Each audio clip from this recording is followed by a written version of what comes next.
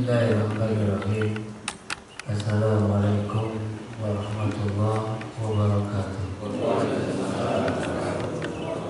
Alhamdulillah wa syukurillah wa la hawla wa la quwwata illa billah.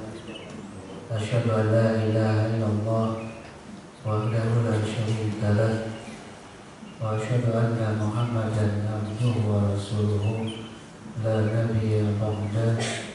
Allahumma shalli wa sallim ala Muhammadin nabiyil karim wa ala alihi wa sahbihi ajma'in. Amma ba'du. Kita suka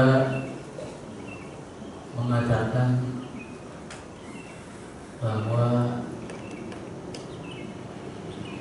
iman itu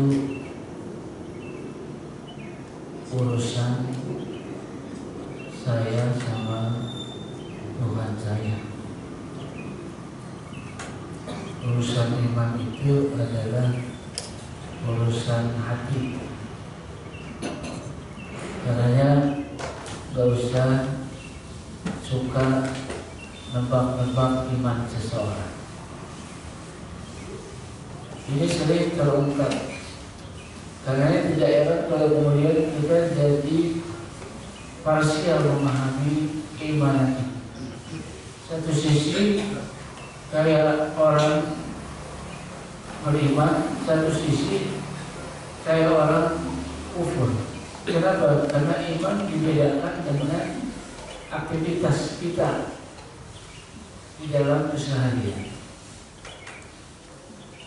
Sehingga sampai ada yang sangat ekstrim memisahkan ini, sehingga ada seorang artis, seorang artis panas, muka-mukaan. Ketika ditanya, kenapa Anda melakukan itu?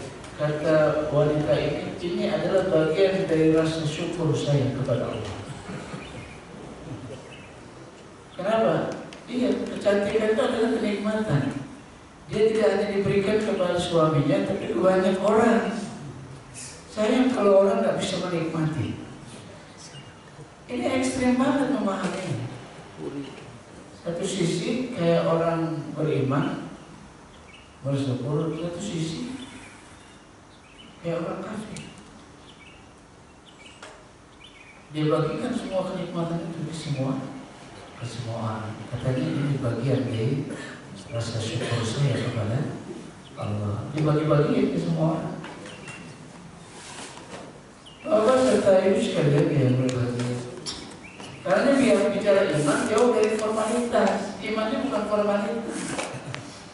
Bukan main di tataran casing. Bukan main di sekitar di tataran lahiriah. Iman itu ulama sepakat bahwa paling tidak berwujud pada tiga. Yang pertama, dia diyakini dalam hati. Yang kedua, dia diucapkan dengan lisan. Dan yang ketiga, dia dinyatakan dengan amal perbuatan. Dan tidak bisa dipisahkan satu atas yang lain. Kalau satu dipisahkan, orang bisa jadi kafir. Kalau satu dipisahkan, orang bisa jatuh ke fasik. Kalau satu dipisahkan, orang bisa jatuh ke munafik. Karena ini bicara iman, bukan bicara tentang formalitas. Orang harus apa sifat 20, kalau nggak apa sifat 20 imannya lemah. Bukan itu urusannya. Orang harus apa asmaul husna, kalau nggak apa asmaul husna imannya lemah. Nggak itu bukan. Kalau iman yang bagaimana sebenarnya? Bapak serta ibu sekalian yang berbahagia, ada hal yang menarik ketika kita bicara iman. Jika Allah Subhanahu wa Ta'ala menolak formalitas orang-orang munafik. Orang munafik itu main di formalitas, main di casing, main di tataran lahiriah. Untuk apa? Untuk menipu Allah dan menipu orang-orang beriman. Karena Allah Subhanahu wa Ta'ala sampai menggambarkan wa itu dibuka ajsamuhum wa yaqulu tasma' li qawlihi ka'annahum musyrikum musannid. Orang munafik itu kalau kau melihat penampilannya dibikin kaku kan. Oh iya pun tasma' liqauli, kalau dia sudah ngomong asik banget dengerin. Tapi kata Allah karena khusyuk bersandar, mereka nggak lebih dari kali yang bersandar, bawah tidak berangkat, ke atas tidak bercabang, rapuh. Sehingga berkali-kali dia mengatakan saya beriman, kami beriman, kami beriman. Kata Allah bahwa bimu'minin, mereka bukan orang beriman. Jadi bicara iman jauh dari sekedar bicara kasih, tampilan. Berbicara iman, bicara substansi, hakiki. Lalu apa? Iman yang bagaimana yang bisa yang diharapkan oleh Allah dan Rasulnya. Bapak serta sekalian yang berbahagia. Yang pertama, ada yang menarik di dalam kata iman ini. Kalau Bapak Ibu sekalian bicara tentang iman di dalam Quran, itu pasti ada kata yang selalu mengikuti kata iman itu. 90% mungkin kata iman itu selalu diikuti dengan satu kata. Ini satu kata ini selalu diikuti. Kalau disebut amanu pasti akan ada kata ini. Apa itu? Wa amilu sholih, yaitu amal saleh. Seperti firman Allah Subhanahu wa taala dalam Al-Qur'an, "Billahi minasyaitonir rajim. Allahu alladziina aamanu wa amilus sholihat." Sesungguhnya Allah Subhanahu wa taala berjanji kepada siapa? Jadi kepada orang-orang beriman dan orang-orang beramal soleh. La yastakhlifannahum fil ardi kama stakhlafa alladziina min qablihim. Kalau sesungguhnya mereka akan diberikan kekuasaan di muka bumi ini, seperti pendahulu-pendahulunya diberikan kekuasaan. Ayat disebut di situ bukan amanu saja, tapi wa amilu sholih. Di surat Al-Asri, di surat At-Tin itu juga Allah menyebut amanu wa amilu sholih. Jadi iman yang bagaimana? Iman itu adalah iman yang mampu menggerakkan kita untuk beramal. Jadi jauh dari sekedar formalitas. Iman yang benar itu adalah iman yang bisa menggerakkan orang untuk beramal dan terus beramal. Ini orang mukmin. Bukan amal yang besar saja. Karena bisa jadi amal itu besar di pandangan kita, tapi kecil di hadapan Allah. Atau mungkin kecil di pandangan kita, tapi itu amal besar di pandangan Allah. Karena ini orang beriman itu amanu wa amilu sholih. Dia beramal aja. Walau sholihati, walaupun amal itu kecil. Karena berapa banyak amal-amal yang di pandangan kita kecil, tapi di hadapan Allah besar. Sehingga Rasulullah SAW pernah marah kepada Aisyah ketika Aisyah berkomentar, ya Rasulullah, itu yang wanita yang pendek itu, wanita yang pendek. Ini Nabi merah mukanya, marah. Kata Rasulullah SAW, ya Aisyah, kalaulah kalimat itu ditaruh di lautan, maka kalimat itu akan merubah warna laut. Saking dahsyatnya dosa itu.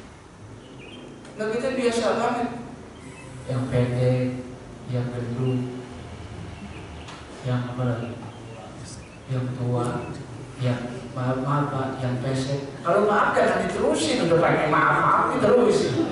Maaf, yang pesek kan udah selesai itu. Kalau udah maaf udah titik, harusnya diterusin sama dia. Jadi kayaknya dosa niat banget. Maaf, dia tahu itu dosa, diterusin. Yang pesek, yang pendek, yang pincang, yang gendut, yang hitam. Ini kata Rasulullah SAW, dosa ini besar benar. Kalau ini ditaruh di lautan, nih kalimat itu air laut berubah warna.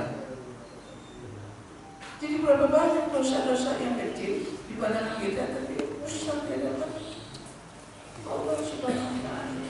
Ya orang beriman sudah ngambil lebih itu apa? Dia kerjain aja. Apa menjadi tuntutan di dalam amalnya.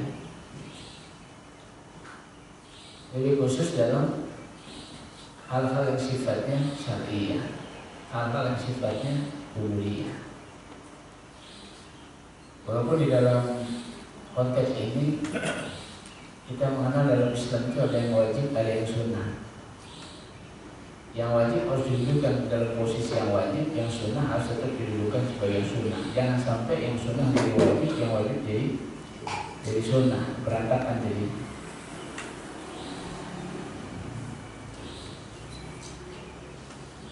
Sholat ada 5 waktu yang wajib, tapi ada yang sunnah.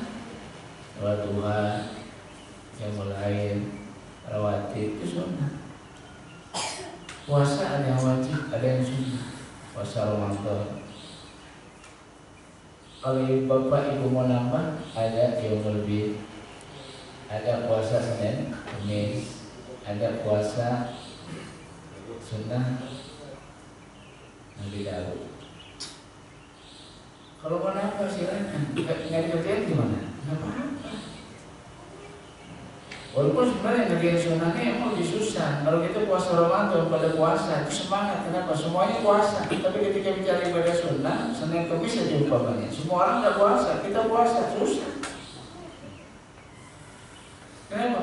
Semua orang nggak puasa. Sehingga kualitas Senin Kamis kita kadang-kadang Senin Kamis, kadang Senin, kadang Kamis. Kadang nggak Senin, kadang nggak Kamis. Apalagi yang puasa Nabi Daud. Sekali puasa, sekali enggak. Enggak puasa, enggak puasa, enggak puasa. Enggak puasa, enggak puasa. Jadi susah, memang susah. Tapi kita tetap aja sunnah. Jangan didudukan sebagai wajib. Zakat ada yang wajib, ada yang sunnah. Jadi ada orientasi, kita jangan salah. Terus disamain semua jadi wajib. Ada yang wajib, ada yang sunnah. Itu dalam bentuk amaliyah, khususnya amaliyah ibadah. Jadi kita kadang-kadang keras pada masalah yang sunnah, kayak wajib itu amal. Padahal Rasulullah SAW pernah kedatangan seorang Arab Badui, ya Rasulullah, saya mau tahu tentang Islam. Kata Rasulullah, Islam itu adalah mentauhidkan Allah. Jangan sekutukan Allah dengan satu apapun. Yang kedua, laksanakan sholat. Yang ketiga, tunaikan zakat. Yang keempat, puasa di bulan Ramadan. Apa kata si Arab Badui ini? Ya Rasulullah, kalau saya ngerjain itu doang, nggak nambah, nggak kurang, masuk surga nggak? Kata Nabi, masuk surga. Nggak ngerjain apa-apa, yang wajib aja. Jadi yang sunnah enggak, kata Nabi, masuk surga.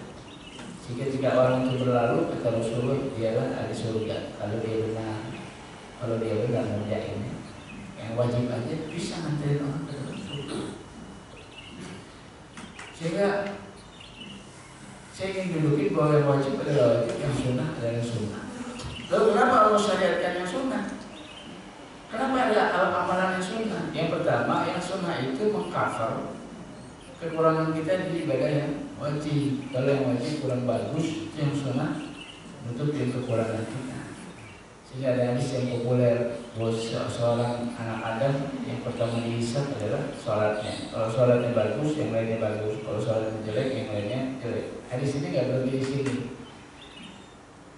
Karena ketika seorang hamba sholatnya jelek, yang wajib jelek, Allah Subhanahu Wa Taala berfirman kepada para malaikat, ya malaikat, kalau melihat hamba ini, apakah dia melaksanakan ibadah-ibadah sunnah?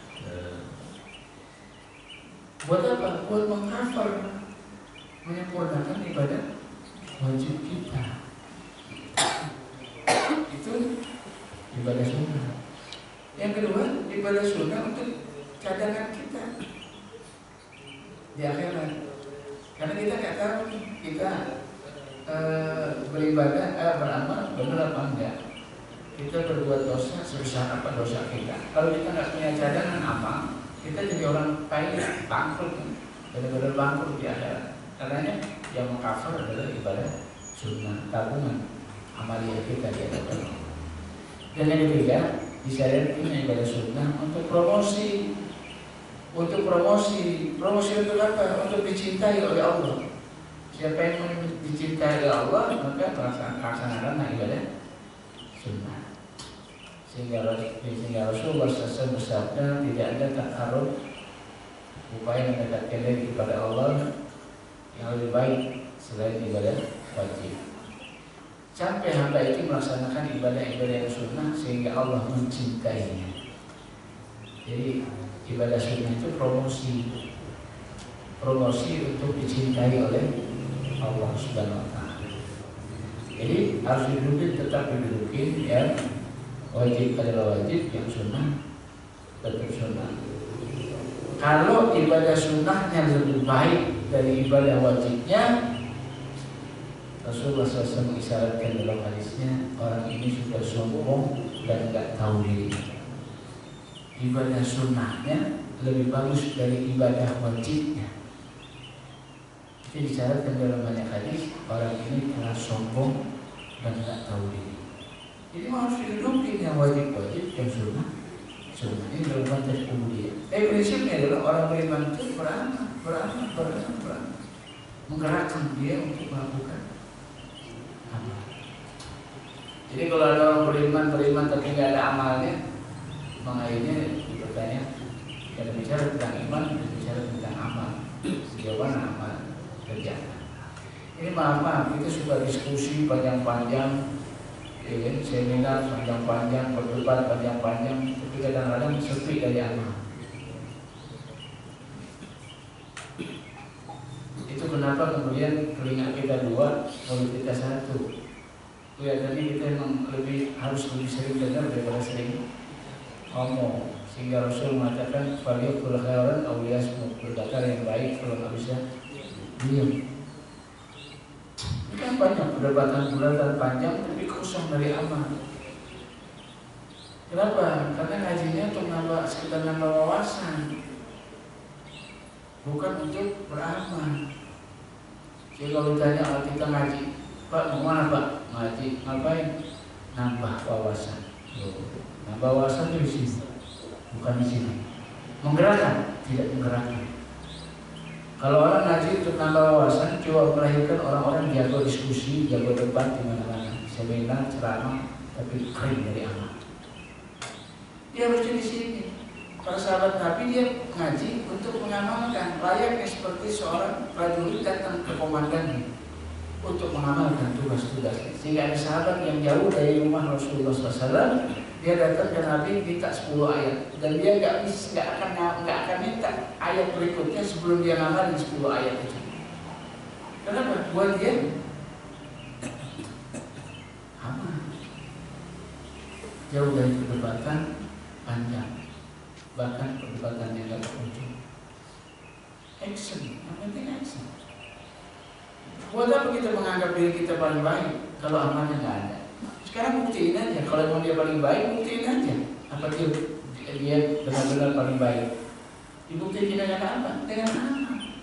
Yang dihina, gak usah merasa rendah, tunjukin aja. Kalau dia lebih baik daripada yang menghina, beramal. Dengan apa? Dengan amal. Jadi bicara iman, bicara amal, jauh dari formalitas. Jadi iman yang bagaimana? Iman yang menggerakkan orang untuk beramal.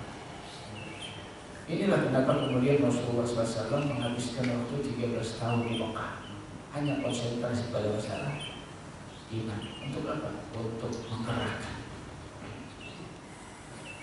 Kalau iman itu sekedar berhenti di wirid, walaupun wirid juga katanya amal, berhenti sekedar lafaz-lafaz, maka apa yang dilakukan oleh Rasulullah SAW tidak akan pernah melahirkan orang-orang besar. Jadi yang pertama adalah iman itu harus berbuah amal. Yang kedua, iman yang bagaimana? Iman yang menyebabkan seseorang pemiliknya itu memiliki kemuliaan. Ruhul istilah. Iman itu harusnya bikin kita jadi lebih mulia, jauh dari minder. Karena dalam Al-Quran Allah Subhanahu Wa Taala mensifati generasi Rasulullah SAW dengan satu ayatnya, Muhammadur Rasulullah walladzina ma'ahu asyidda walal kufar ruhama'u bainahum. Muhammad adalah Rasulullah dan orang-orang bersamanya adalah orang-orang yang asyidda walal kufar, keras terhadap orang kafir dan lemah lembut pada orang beriman.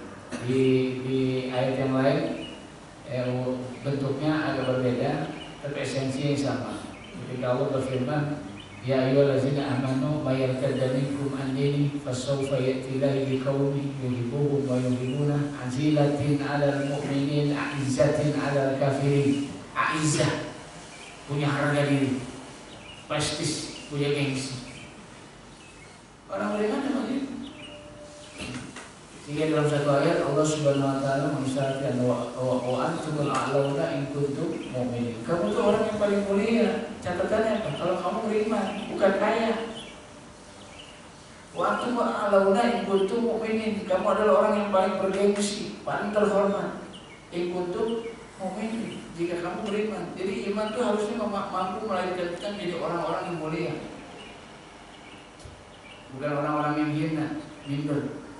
Punya gengsi, punya izzah, punya harga diri, merasa lebih mulia daripada orang kafir. Ini diperlukan, karena kalau kaum muslimin nggak punya mental begini, dia nggak pernah akan jadi orang besar. Ibarat atlet itu dia nggak punya mental juara, nggak pernah jadi juara. Jadi perlu istilah itu, merasa lebih baik, merasa lebih mulia. Ini menjadi poin yang penting. Kenapa Rasulullah SAW membangun iman di awal, bukan di akhir. Iman di awal 13 tahun di Mekah. Itu untuk harusnya melahirkan ruhul istilah, perasaan lebih mulia. Kalau perasaan lebih mulia ini ada, maka apa yang terjadi? Orang gak akan ikut-ikutan orang kafir. Kenapa? Karena dia lebih mulia. Harusnya orang kafir ikutin saya, bukan saya ikutin orang kafir. Ruhul istilah itu begitu. Karena Rasulullah SAW marah benar kalau kita ngikutin gaya hidup orang kafir. Sehingga Rasulullah SAW bersabda dalam hadisnya, "Mantasabah qaumi fahuwa minhum." Maka barang siapa yang menyerupai satu kaum, dia bagian dari kaum itu. Nggak ada cerita ini di zaman kehidupan Rasulullah. Kenapa? Sahabat-sahabat adalah orang-orang yang punya ulul istiqlah. Dia merasa lebih baik. Kalau dia bisa lebih baik, dia nggak akan ikutin cara hidup orang yang lebih rendah dari dirinya. Siapa? Orang-orang kafir. Walaupun di kehidupan Madinah, orang-orang Muslim itu bertetangga dengan orang-orang Yahudi, tapi nggak ada catatan, nggak ada cerita orang Muslim ke Yahudi-Yahudian. Yang ada orang Yahudi ke Musliman. Kenapa? Karena orang Muslim punya ruhul istilah, dia merasa lebih mulia daripada orang kafir itu.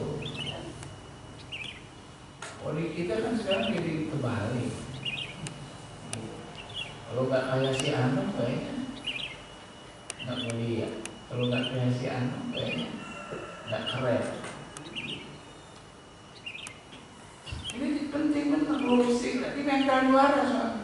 Kalau ini ada, akan membuka peluang orang untuk jadi juara, untuk jadi pemenang, karena memiliki ulul istiqlah. Sehingga anak jawara, biar dia nggak bisa main silat, dia gayanya udah kayak orang ahli silat. Kenapa? Bapaknya jawara, sehingga dia gayanya gaya jawara. Satu jurus aja dia nggak punya, cuma gayanya gaya jawara. Ini penting.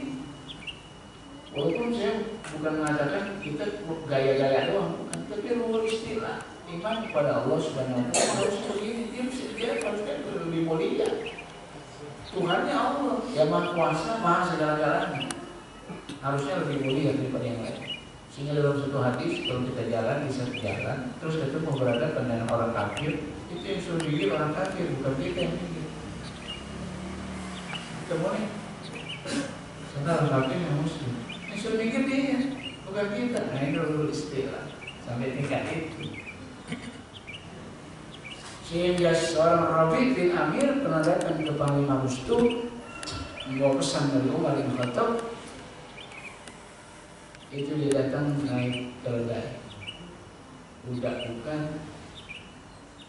kambing bukan, keledai. Dia pikir Rustum Panglima utusan Umar pasti keren.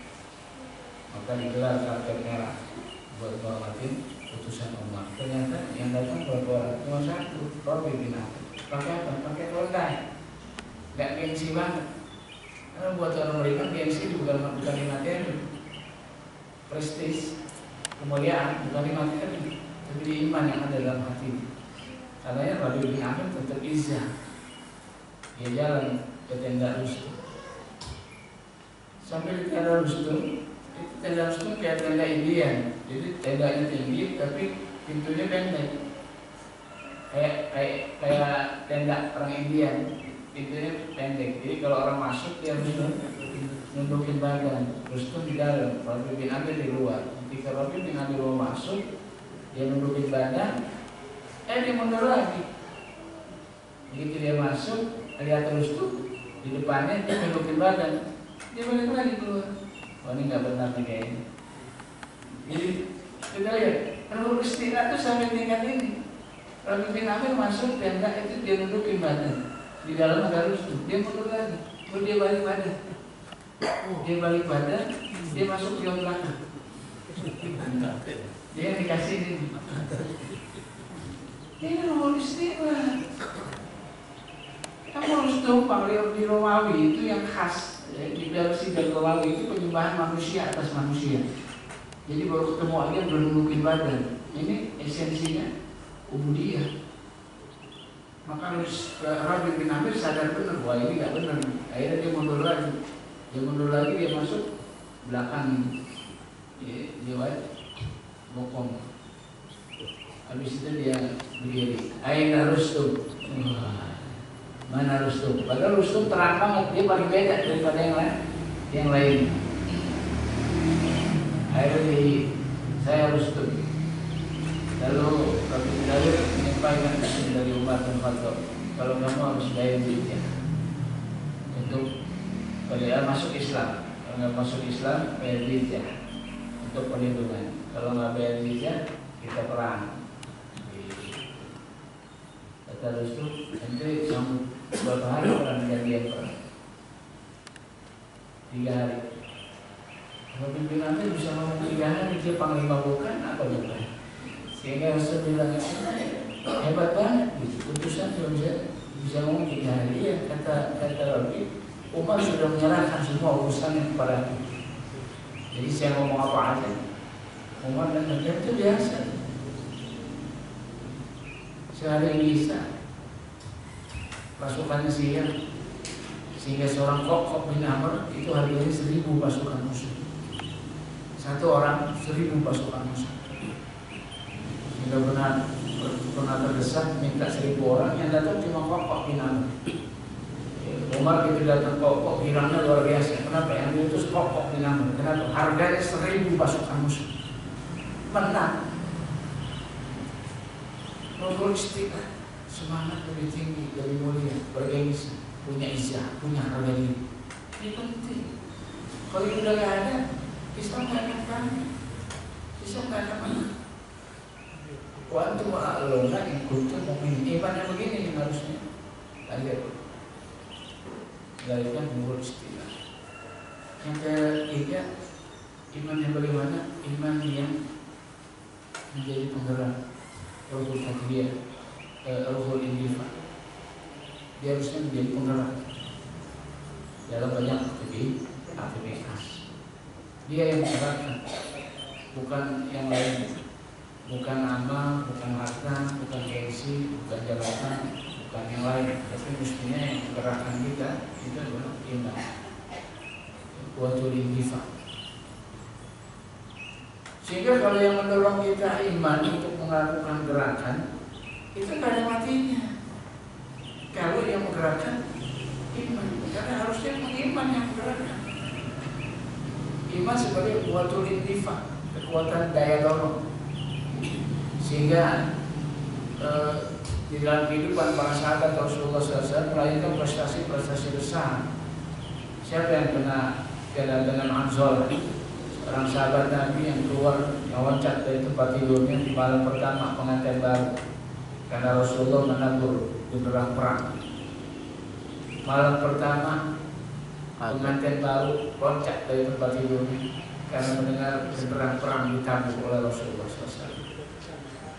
Sampai selesai perang, Rasulullah SAW terheran-heran karena ada jenazah yang aneh, sehingga Rasulullah menuju jenazah itu dengan kaki nangkring, dingkring, nggak nampak, tapi dingkring. Apa sahabat bingung, ya Rasulullah kenapa kau jalan begitu? Kata Rasulullah, aku malu. Kenapa? Di bawahnya malaikat mengadahkan tangannya buat dinasain. Siapa dinasain? Siapa yang tahu dinasain? Kata sahabat-sahabat ini, ya Rasulullah, dia adalah pemuda yang kemarin baru nikah. Akhirnya Rasulullah nanyain ke tempat tinggalnya dan Rasulullah bertemu dengan istrinya. Kata Rasulullah, apa yang jadi kelebihan suami kamu? Baru satu malam, istrinya nggak tahu kelebihannya apa. Sholat malamnya, sekian mulainya, tilawah Quran, nggak tahu. Akhirnya istri itu diam. Sampai Rasulullah SAW mengatakan apa yang dilakukan oleh suami kamu sebelum dia berangkat berperang. Kata istrinya itu malu-malu, dia mengatakan dia melakukan layaknya hubungan suami istri, tapi belum sempat mandi. Apa kata Rasulullah? Oh ya udah, ini. Istrinya bertanya, kenapa ya Rasulullah? Kata Rasulullah, aku melihat suami kamu dimandikan oleh para malaikat. Dimandiin oleh malaikat. Yang bikin Rasulullah jadi lalu kalau di bawah itu semua para malaikat. Pertanyaannya, siapa orang yang bisa melakukan ini? Di mana pengantin baru bisa loncat dari tempat tidur menuju kematian? Nggak ada kecuali ibu. Emang Rasulullah kasih apa orang beriman? Kasih rumah, fasilitas rumah? Enggak. Kasih pangkat tinggi? Ada. Kasih harta banyak? Ada. Apa yang didapat? Ini berjihad, ini menyerahkan nyawa, ini mati. Tapi orang-orang beriman itu perkainan melakukan itu. Dia bisa tinggalin, kasihkan dia untuk melakukan yang terbaik buat Tuhan. Buat Tuhan diva, dia menjadi kaya dorong, nggak ada matinya. Sehingga seorang Syekh bin Baz pernah ditanya, karena Syekh bin Baz ini nggak pernah kelihatan istirahat, ajar aja kemana-mana. Jam 12 malam aja mesti ke rumah. Nanti jam 2 dia berdiri lagi untuk Tuhan. Jadi kelihatannya nggak ada istirahat. Tapi kelihatannya, ya Syekh, ente istirahatnya apa? Kata saya ini, ya kalau orang kerja pakai hati, tidak ada matinya. Orang kerja pakai hati, tidak ada matinya. Kalau iman yang menggerakkan, tidak ada matinya. Sehingga dalam 13 tahun di Mekah dan 10 tahun di Madinah, Rasulullah SAW mampu merampungkan tugas risalahnya 23 tahun. Dan tanggal 12 tahun kemudian, itu Rasulullah bisa berhadapan, kaum muslimin bisa berhadapan dengan Persia dan Romawi. Ini prestasi luar biasa. Kerja. Sehingga Rasulullah SAW saja kelihatan istirahat. Istirahat di mana? Di onta. Tidurnya sampai di onta. Itu artinya apa? Kesempatan tidurnya sedikit sampai di onta ketiduran. Kalau kita enggak, tidurnya banyak di mobil tetap aja tidur. Kalau kita sebenarnya bukan kurang tidur, kita demen tidur. Kalau Rasulullah nggak ada kesempatan tidur sampai di onta, nunggu pasukan musuh yang ingin menyerang Madinah, tapi ketiduran di onta. Kebayang tiduran di onta, senderan di mana? Kalau ketiduran di mobil tinggal senderan doang. Kalau di onta nggak bisa. Jadi ketika pasukan musuh ingin menyerang Madinah, itu Nabi langsung di garda depan nunggu pasukan musuh menyerang Madinah sampai ketiduran. Semalaman Rasulullah nunggu di onta sampai ketiduran, doyong badan. Karena mau jatuh, komandan lapangan sadar itu, akhirnya komandan lapangan hindarin punggungnya ke tubuh Rasulullah, sehingga Rasulullah tertidur di punggung komandan lapangannya. Sampai menjelang subuh Rasulullah bangun. Kata Rasulullah, saya tidur lama nggak? Lama, kata saya. Sudah menjelang subuh. Senderan di komandan lapangan ngantuk nggak? Ngantuk juga sebetulnya. Tapi karena Rasulullah tertidur, dia nggak pengen mengganggu istirahatnya. Rasulullah SAW dia jagain punggungnya buat tidur di Nabi. Sehingga Rasulullah mengatakan, demi Allah, semuanya Allah akan menjaga orang yang menjaga Nabi. Itu dapat fasilitas, dapat bonus. Allah akan menjaga orang yang menjaga Nabi. Sampai istirahat itu susah. Tapi kalau orang bergerak pakai hati, itu nggak ada mati. Karena harusnya iman yang mendominasi, yang daya dorong harusnya iman. Kalau iman yang menjadi daya dorong, ya tidak ada matinya. kemudian Rasulullah konsentrasi pada masalah iman. Kalau iman sudah masuk ke dalam hati seseorang, dia akan menjadi daya dorong yang paling mengagumkan. Apapun dihadapi, seberat apapun beban dihadapi. Takut gimana nggak berat? Takut gimana nggak berat? Jalan aja 1 bulan, jalannya 1 bulan. Takut mau perang, jadi sebulan jalan bukan sampai sana istirahat, sebulan jalan sampai sana perang. Kalau kita kan sebulan aja udah melelahkan sampai sana istirahat, enggak sahabat. Tapi sebulan jalan sampai sana perang. Jalannya aja sebulan, bolak-balik 2 bulan itu jalan doang. Yang dihadapin apa? Ratusan ribu kaum orang Romawi. Berat, tapi buat iman nggak ada ceritanya. Mau beban berat, rintangan, menghadang, kalau iman yang jadi daya dorongnya akan jalan. Makanya di Madinah, di Mekah itu diintimidasi, diteror sedemikian rupa. 13 tahun Rasulullah diintimidasi. Kalau orang ketahuan masuk Islam dibunuh, dihukum mati, itu luar biasa. Tapi Rasulullah masih bisa berkembang di Mekah. 63 orang di Mekah ketika Rasulullah hijrah, masih ada orang yang mau berjuang bersama Islam. Artinya apa? Di bawah tekanan, di bawah intimidasi, Rasulullah sesat tegak bergerak. Ini apa yang menggerakkan? Gak ada kecuali iman. Nah, iman yang begini yang dia menjadi rumput kuatul indifa, jadi daya dorong yang paling mengagumkan bagi seorang muslim. Sehingga perang Mu'tah, Rasulullah SAW cuma mengutus 3.000 orang, tapi yang dihadapi adalah 200.000 tentara Romawi. Mundur nggak? Nggak ada cerita mundur. Kenapa? Iman yang menggerakkan. 3.000 orang ngadepin 200.000 tentara Romawi. Tentara Romawi itu posturnya hampir 2 kali orang Arab. Yang kedua, dia udah jago-jago perang. Kenapa? Karena dia adidaya, penguasa Persia dan Romawi. Dia udah jago perang di mana-mana. Dia punya pengalaman tempur yang luar biasa. Jumlahnya berlipat-lipat, jadi udah posturnya lebih gede, jago-jago perang. Jumlahnya 200.000, yang dihadapi 3.000 sahabat orang Arab. Masih main di Arab perangnya. Kalau orang Romawi udah main kemana-mana perang. Orang Arab, sahabat Nabi cuma main di Arab, perang sama suku-suku di Arab. Orang-orang main di Arab, jadi jurusnya masih jurus lokal. Orang Romawi itu pengalaman tempurnya luar biasa. Yang dihadapi 200.000 mundur, kayak ada cerita mundur. Ini iman, saya kata ini kuatul indifa, daya dorongnya melahirkan prestasi-prestasi besar. Kalau motivasi cuma mau cari pangkat, ngapain juga perang sampai mati.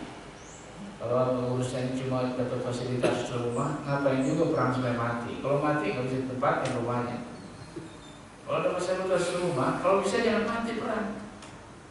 Kalau ada pangkat naik, ya udah mati pangkat naik buat apa? Maka orang jadi takut mati. Besar-besar kemarin nggak ada cerita. 3.000 ngadepin 200.000 tentara Romawi. Sampai komandan Nabi semuanya syahid di dalam perang. Sampai Khalid yang ditunjuk jadi panglima perang. 203.000 orang bisa usir 200.000 tentara Romawi pulang ke Romawi. 3.000 orang bisa usir 200.000 tentara Romawi di perang Mu'tah. Luar biasa. Kayak apa dahsyatnya 3.000 orang ngadepin 200.000 tentara Romawi. Itu kayak apa perangnya? Tapi orang beriman begitu. Watul indifa, dia punya daya dorong yang nggak ada matinya, luar biasa. Sampai Khalid pernah ditanya ketika perang Mu'tah, ini pedang ke-10 yang aku pakai. Tuh, pedang ke-10 yang aku pakai, yang 9-nya patah. Perang sakit banget sampai 9 pedang patah.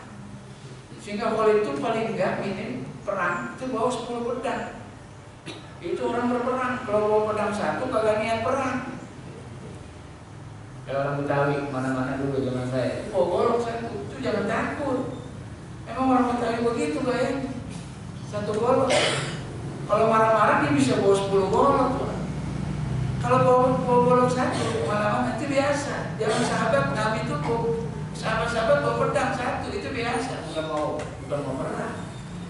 Kalau perang minimal bawa 10 pedang, itu niat namanya. Sehingga Khalid mengatakan ini pedang ke-10 yang aku pakai, 9 itu patah. Kau sengit benar pertempuran sampai mematahkan 9 pedang. Ayo, waktu ini Pak. Kenapa iman harus ada? Karena ini. Jadi imannya begini. Yang terakhir, waktu tadhiyah. Iman itu harusnya bisa melahirkan orang-orang yang siap berkorban, memberikan sesuatu yang terbaik buat Allah dan Rasul. Iman yang begini. Masih katakan dari awal, iman itu nggak berhenti sekedar formalitas, cuma sekedar main di casing. Iman itu esensinya adalah menjadi melahirkan orang untuk beramal. Iman itu punya kekuatan dorong yang luar biasa. Iman itu harus menjadikan pemiliknya memiliki izah, punya harga diri, dan pada akhirnya iman itu harus bisa melahirkan orang-orang siap berkorban buat agama. Harta jiwa diberikan. Jangan sahabat-sahabat itu pengorbanannya harta jiwa. Bukan orang kaya aja, orang miskin juga siap memberikan itu semua. Sehingga di zaman Rasulullah SAW itu kalau mau perang, orang-orang miskin itu datang ke Nabi. Ngapain? Minta onta yang bisa nganterin dia ke medan perang, minta pedang yang bisa nganterin dia untuk berperang. Satu saat Rasulullah SAW nggak bisa ngasih onta, nggak bisa ngasih pedang. Itu orang-orang miskin pulang dengan bercucur air mata. Kenapa? Karena nggak bisa memberikan yang terbaik buat Allah dan Rasul. Itu orang beriman, nggak bisa memberikan pengorbanan yang terbaik. Dia pulang nangis, bercucuran air mata. Sebagian yang lain ada yang tetap jalan, pakai jalan kaki, nggak pakai kendaraan. Kalau bisa ditempuh pakai jalan kaki, dia jalan kaki. Nggak punya pedang, dia bawa kayu untuk memberikan terbaik untuk Allah dan Rasul. Ini iman. Sehingga seorang Umar bin Khattab, seorang Abu Bakar As-Siddiq bisa menyerahkan semua hartanya buat agama Allah. Ketika perang Tabuk, masanya masa pacaklik. Utsman bin Affan infak sepertiga hartanya, Umar bin Khattab setengah hartanya, tapi Abu Bakar semua hartanya. Umar selalu berlomba-lomba dalam kebaikan, terutama dalam sedekah, dalam infak. Dengan siapa? Dengan Abu Bakar As-Siddiq. Cuma memang kalah mulu. Jadi kalau dia mau ngasih sedekah ke orang miskin, baru mau ngasih sedekah nih depan rumahnya, ketok-ketok, begitu dibuka pintunya, Abu Bakar udah di dalam, udah ngasih sedekah. Kata Umar, aku keduluan dari Abu Bakar. Sehingga satu saat dia nggak pakai pulang lagi, dibawa tuh harta, dia cari orang miskin di Madinah. Begitu ketemu orang miskin, ternyata Abu Bakar sudah di situ, udah memberikan sedekahnya. Nah di perang Tabuk dia berharap dia menang dari Abu Bakar. Kenapa? Dia menginfakkan setengah hartanya. Ini nggak baik-baik, setengah hartanya diinfakkan buat dia. Karena Umar nanya kepada Rasulullah, ya Rasulullah, Utsman menginfakkan berapa hartanya? Kata Rasulullah sepertiga hartanya. Kata Umar, aku lebih baik dari Utsman, aku setengah. Cuma masalahnya dia sedang berlomba dengan Abu Bakar, bukan dengan Utsman. Karena Umar nanya, kalau Abu Bakar berapa ya Rasulullah? Kata Rasulullah, semua. Saat itu Umar berkata, kalau begitu udah nggak ada jalan menang kalau urusan sedekah. Kalau urusannya sama Abu Bakar. Berkorban. Ini iman.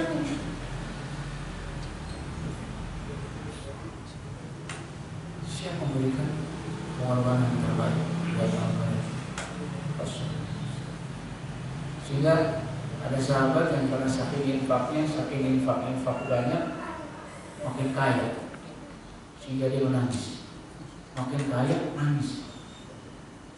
Ini bedanya kita sama sahabat. Kalau sahabat makin kaya, nangis. Kalau kita sebaliknya. Sahabat-sahabat itu makin kaya nangis. Dia nangis, ditanya sama istrinya, kenapa bang? Ini kenapa harta kita tambah banyak? Oh, yang bikin dia nangis itu kenapa hartanya tambah banyak? Kata istrinya, gampang aja, kalau harta banyak kasih orang aja. Kan gampang, kalau nggak harta banyak nangis kasih orang aja. Benar, disedekahin hartanya. Tapi jadi miskin kan? Kagak, tambah kaya. Makanya nggak ada alasan infak terus jadi miskin. Terus kita bilang, bapak jangan rajin sedekah, nanti jadi miskin. Tetangga saya rajin sedekah, miskin. Nggak ada, karena banyak sedekah itu jadi miskin. Yang ada tambah kaya. Karena Allah ganti sampai 700 kali lipat, bahkan lebih dari itu. Itu sahabat. Siapa korban? Apa saja? Harta. Nah ini iman yang bisa melahirkan semangat berkorban. Jadi sekali lagi, iman itu jauh dari sekedar formalitas, tapi iman itu action.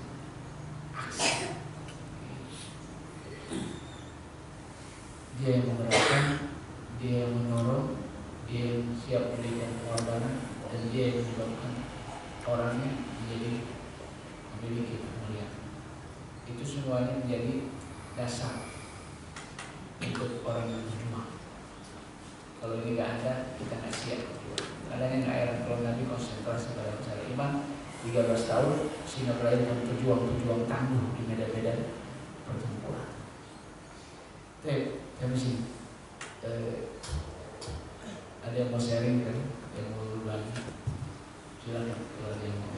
Baik, kepada itu ada yang ingin Thailand.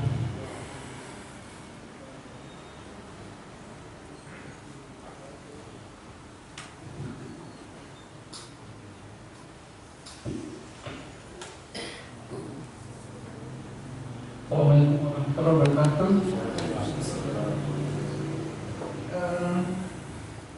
Di sekarang ini fenomena ini banyak sekali kita disuruh untuk meningkatkan keimanan kita dengan beramal dan beramal, Pak. Entah ini buatan orang Muslim sendiri atau musuh-musuh Islam gitu. Di medsos itu banyak sekali kalimat-kalimat atau ayat-ayat Al-Quran yang dibelokkan dengan seperti surat berantai. Kalau kita baca Allah atau Asmaul Husna yang banyak dan diteruskan kepada banyak orang, itu kita akan mendapatkan keuntungan atau kesialan dan sebagainya seperti itu. Ini bagaimana menangkal hal-hal kayak gini? Soalnya banyak sekali sekarang amalan-amalan yang mengikis keimanan seseorang. Itu saja Pak, terima kasih. Assalamualaikum warahmatullahi wabarakatuh.